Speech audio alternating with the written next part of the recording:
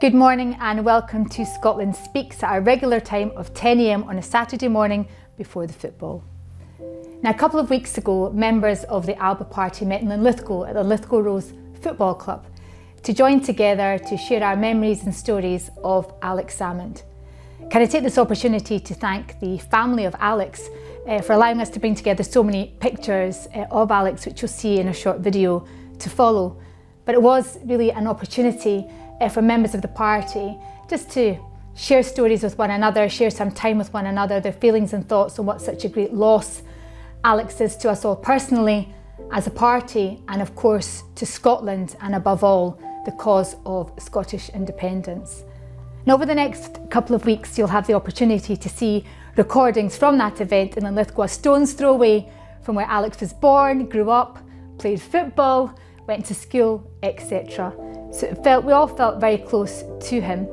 So this week and next week, you'll have an opportunity to see the contributions of members of the party sharing their stories of Alex.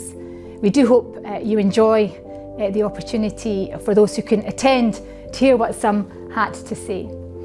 After the next couple of weeks, we'll be reverting back to politics, but still stories of Alex, because we're going to be speaking to the firebrand Angus Brendan McNeill. Now, of course, Angus worked with Alex for many years, was a favourite of him in many, many ways. So you can look forward to hearing Angus's stories about the past, but also as he looks to the future and the cause of Scottish independence and what we need to do in 2026. So for me, I'm now going to pass over to memories of Alex and those days a couple of weeks ago when we spent time talking about the greatest Scot. I did not close my eyes for the last time under Caledonian skies, with my good friends gathered round me to say their last goodbyes. But I will not be forgotten in the heart of every Scot. I still live on. Now it's time to fly the Saltire high. The spirit's coming home. I'm coming home.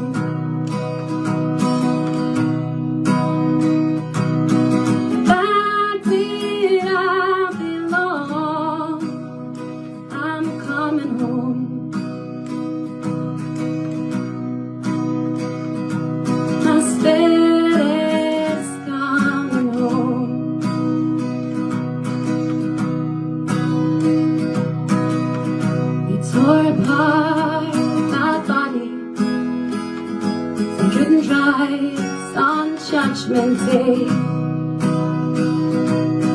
what they didn't realize is they'll never go away.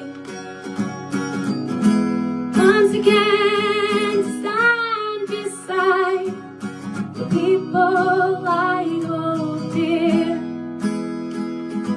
to Scotland, St. Andrew, freedom. I'm going to be brief in my remarks because this is really the day for Alba and for Alba members to remember our leader and our friend. All I want to put initially is perhaps just give two brief aspects, which is the nature of the event and the location. And obviously the reason that we're having this event is that we did have Alex's funeral in Strichen that many of us attended. It was limited by size to family and close friends. We also had the memorial in St Giles, and despite the size of that kirk and our national cathedral there were still many who were unable to go, and equally were others who were at all but wished to continue to make those remarks.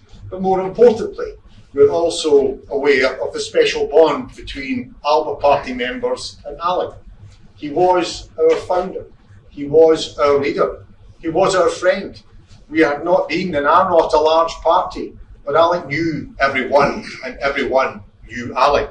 And it's therefore important that the party and individual members have that opportunity. So this is meant to be your turn and your time. We've had Strichen, we've had St Giles, the social club here on Linlithgow is for you.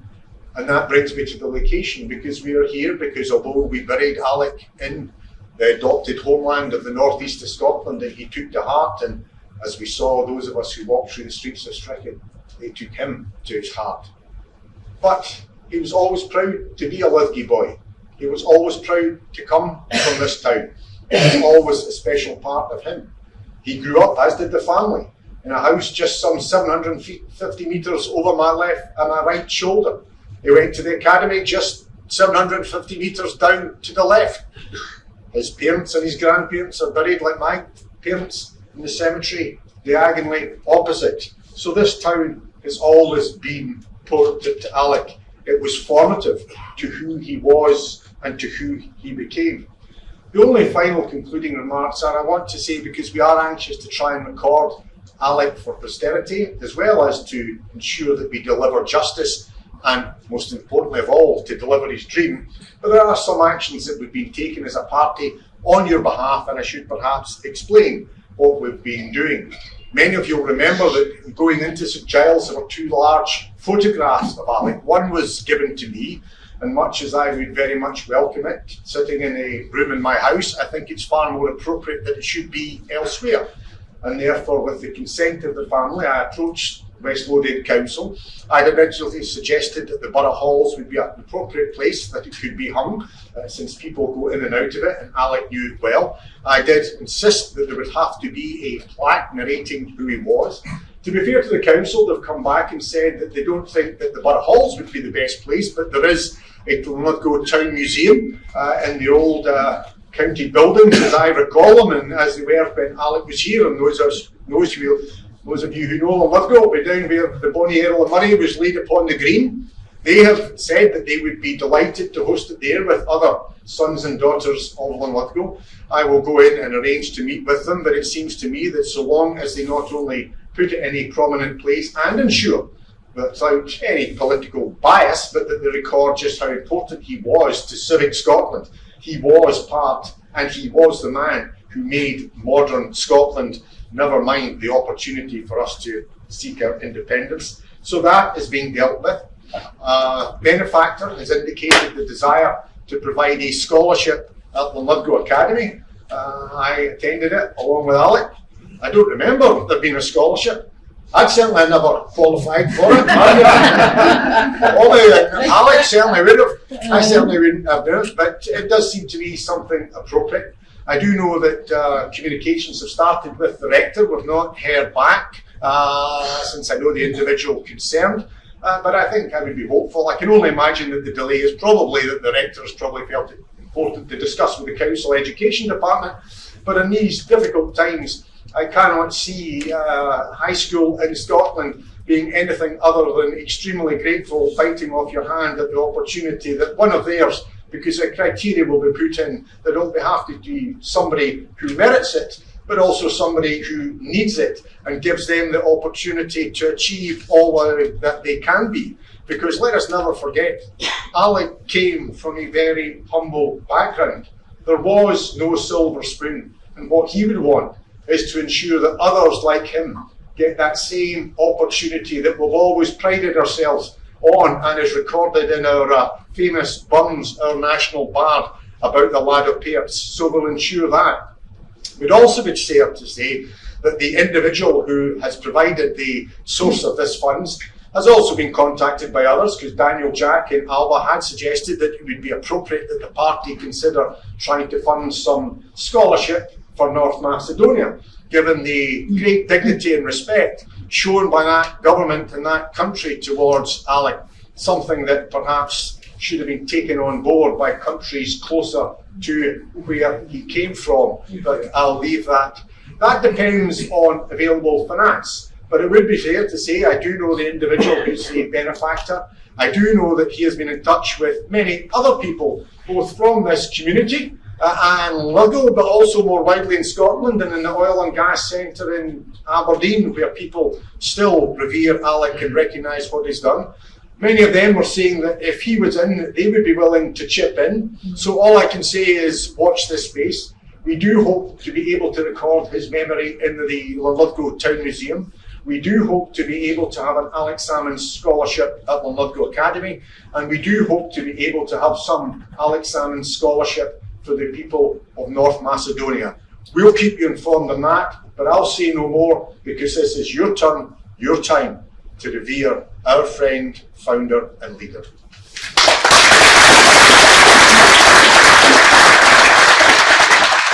It's really important for each and every one of us to bring forward a little piece of Uncle Alec, whether you've got his talent for economics, which I certainly don't, or whether you have his passion for independence. I'm sure all of you here do today. I think each and every one of us can channel a little piece of him, and then together we can continue to deliver his dream and the thing he dedicated his whole entire career for, his whole entire life, Scottish independence. So thank you, Tasmina. It was nice to be able to say a few things, and I look forward to hearing what you've all got to say and some nice memories.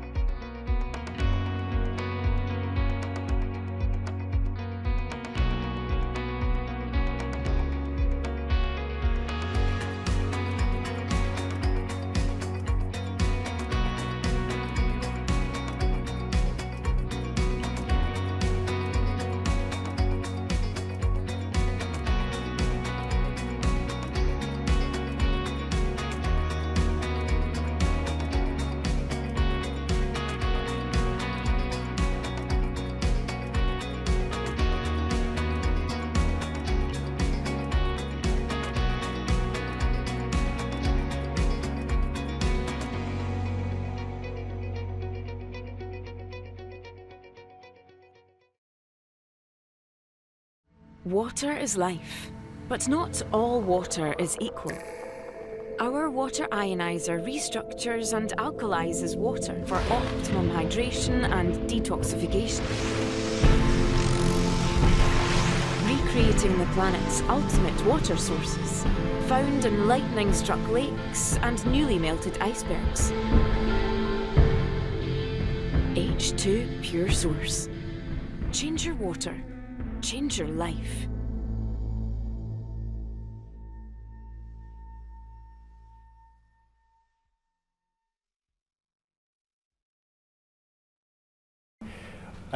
I think that in all of us there will be an emotional response to the loss of someone who is undoubtedly the leader of the independence movement, whether he is with us or not. He is the...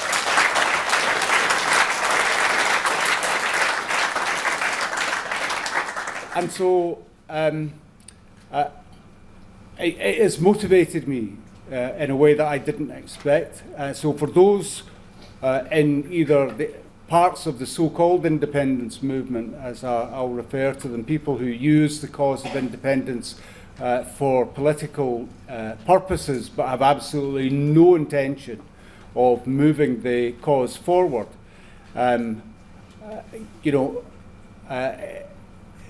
whatever our view on them, we must continue to see Alec as the true champion of the independence cause, and we must channel whatever emotion this tragic event and loss has generated in ourselves. I just want to reflect on I wouldn't say three things, because Alec always told me, when you're speaking, Neil, choose three things and stick to them, and then he would always tell me that he didn't stick to the three things because we'd wander off. However, and I think that's the first thing just to talk about him as a boss. You know, Alec didn't feel like a boss in some respects for me, because I had worked with an amazing guy in the NHS called Martin Lerner, who's probably one of the most gifted senior managers that the NHS in London has ever seen. And Martin was very similar to Alec in that when you got halfway through a sentence, he'd already worked out what you were going to say. So he was 2 steps ahead of you at every turn, and Alec was a bit like that. And I think because I'd been, if you like, trained under Martin, I quickly adapted to Alec's style, and I think we rubbed along reasonably well. And where there was disagreement, and there was disagreement on some positions, sometimes he felt I went too far on Twitter. Who would have believed it? And sometimes we disagreed on points of policy. And you know, when people say that Alec was, dogmatic or difficult and truculent, it's just not true. He may have been that way if your argument didn't stack up, but if you could argue your corner with Alec and you could win that argument, he'd concede. And he would, I've witnessed him doing it not just with me but with other people. He'd say, yeah, very good point. And that was the same with his connection with the people. When he spoke to people, he was always listening and thinking about how he can champion their cause, and if it's a worthy cause. And I think we saw that most recently with Peter and Florence Fanning and Alec's support of their determination to hold two governments to account for cutting the winter fuel payment for pensioners. So he was a leader with a vision and guts and gumption, but he wasn't single-minded, and he did listen to those around him, and he took soundings from everyone. And I think from those of us that maybe weren't in that privileged position that I have been to be on the NEC over the past couple of years, and I have to say over the past couple of months in particular, me and Alex had a long-running argument about by-elections. I was adamant that we had to lick our wounds from the election. Thankfully, I was incorrect. The NEC voted with the best man with the job, and that was Alex. And his internal optimism, not just for elections, not just for the progress of our party, but also for people, was something that I don't think I'll ever forget. So thankfully we stood in those by-elections, we got great results, and Alex was absolutely beaming. He was absolutely convinced and determined that in 2026 we were going to deliver a breakthrough, not just for our party, but for our country.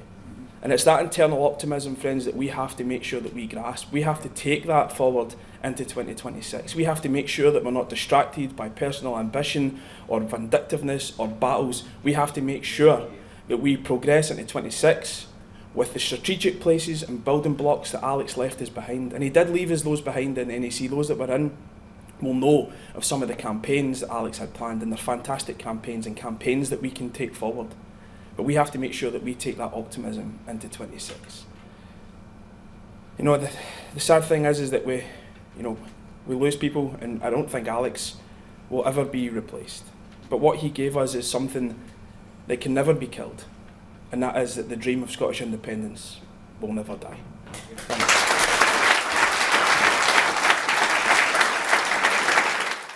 I've worked in the NHS all my life, so I've always been at the mercy of politicians, but I was never a member of a party until Alba. Alec had always been on my radar since he opposed the war in Iraq. He fought against tuition fees in Scotland. We've got 3 kids and they all got free higher education. Thank you. But he was a fantastic orator, and perhaps the only great orator in politics in the UK in the past 50 years, in my humble opinion. And I was dragged along by my husband to Coatbridge, where Josh was campaigning in October 23, and I wasn't really excited to go, but the energy in that room, there were a few people there that day, and the energy filled me with fire. And at the end of it, Alec came up, to my huge surprise, and shook my hand and asked who I was. He wasn't daft, because I then joined the party. He knew what he was doing. He was a people person, and he lit up every room that he went into. And I miss that. As Jeremy Corbyn said, we'll miss him down here in Westminster, because he smiled to everyone, and he spoke to people, and he cared for people. A year ago just now, he gave his Reverend I Am Jolly speech at the Burn Supper in Perth. He could have done anything. He was a comedian. He could sing. I listened again and again to him on YouTube singing Rowan Tree after he died. He could have done anything, but he was a fantastic orator, and for me, he clarified the political jargon and garbage of everyone else. I think Neil said similar. He just clarified it, and I miss that. May God rest his soul. I've been interested in politics my whole life. Never joined a party, though, until Alba came along. And I joined Alba because it was led by something I look for in politicians and rarely find, and that is a man of principle. He was a man of principle. Of course, everyone has principles, but they don't stick to them. He stuck to his principles, and that is so rare and so attractive. But I made a great discovery when I joined the party about 18 months ago. Got to know Alex Salmond a bit, and that was a great privilege of that meeting. Actually argued with him on a political point that Motherwell, was it Motherwell or Coatbridge afternoon meeting? But I made a great discovery that Alex Salmond was a friendly person. He was a warm person. He was not so full of himself that he didn't enjoy your company. He knew your name. He was a human being. So like the tea ladies, Gail, thanks for that slideshow, like the tea ladies of Westminster, I miss Alex Salmond, genuinely, and I'll always miss him. I'm glad to be among people who knew him much better than me, and I hope to continue hearing about his life and his politics. Thank you.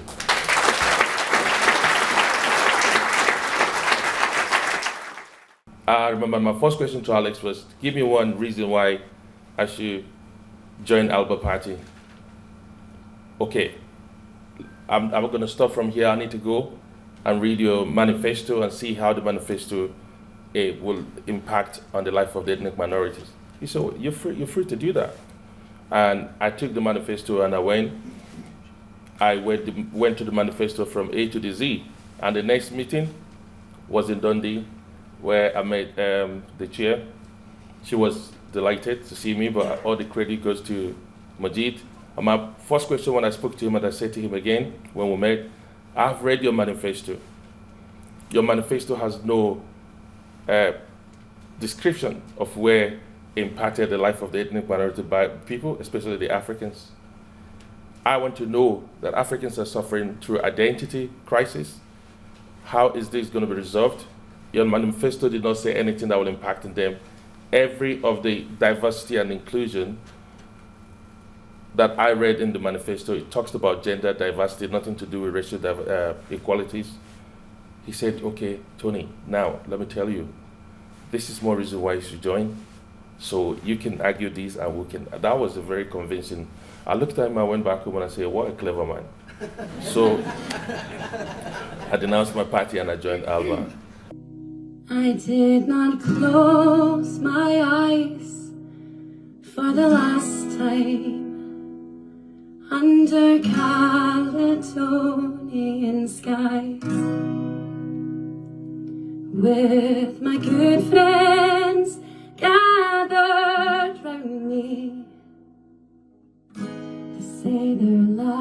goodbyes, but I will not be forgotten. In the heart of every Scot, I still live on. Now it's time to fly the Saltire high. The spirit's coming home.